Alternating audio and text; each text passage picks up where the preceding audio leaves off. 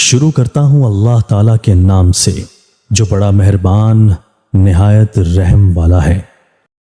حضرت سیدنا جندب بن عبداللہ رضی اللہ تعالیٰ عنہ سے مروی ہے کہ دو عالم کے مالک و مختار مکی و مدنی سرکار صلی اللہ تعالیٰ علیہ وآلہ وسلم نے ارشاد فرمایا، جس شخص نے صبح کی نماز پڑھی تو وہ رب تعالیٰ کی امان میں ہے، لہٰذا رب تعالیٰ تم سے اپنی امان کے بارے میں پوچھ گچھ نہ فرمائے، کیونکہ جب وہ کسی سے اپنی امان کے بارے میں پوچھ گچھ فرمائے گا تو اس کی سخت پکڑ فرمائے گا اور پھر اسے اوندھے منہ جہنم میں ڈال دے گا۔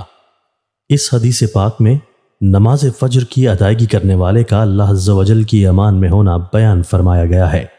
چونکہ وہ اللہ عز و جل کی امان ہے، لہٰذا اب دیگر مسلمانوں کو اس کی حرمت کی تعظیم، اس کے حقوق کی ادائیگی اور اس پر رحمت و شفقت کرنا ضروری ہے، اور اسے کسی بھی قسم کی تکلیف دینا منع ہے، کیونکہ اب اسے کوئی تکلیف دینا ایسا ہے جیسا اللہ عز و جل کے عہد کو توڑ دینا۔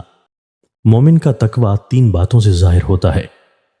حضرت سیدنا داؤد علیہ نبینا و علیہ الصلاۃ والسلام نے حضرت سیدنا سلمان علیہ السلام سے فرمایا، مومن کا تقوی تین باتوں سے ظاہر ہوتا ہے۔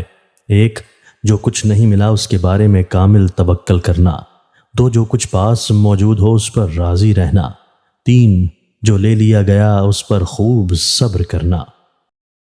دوستو، اللہ تعالی ہمیں ان احادیث مبارکہ پر عمل کرنے اور اپنی زندگیوں کو سنوارنے کی توفیق عطا فرمائے۔